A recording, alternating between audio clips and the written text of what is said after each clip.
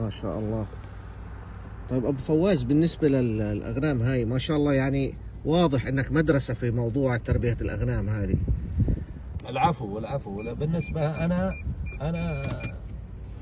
مجرد، لكن المسؤول عنها الأخ سعود خبرة كبيرة جدا، وتدارسنا أنا وياه الأمر، وصار يعني مبدع الأخ سعود ما شاء الله.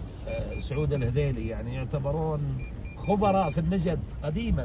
ما شاء الله. طيب سؤال أبو فواز، هذه يعني أنا شايف إنه الأعشاب قوية جامدة، هذه ما تأثر على حليبها؟ لا ما تأثر، إذا ما أنت حلبتها، ما حلبتها بيدك إلا القليل.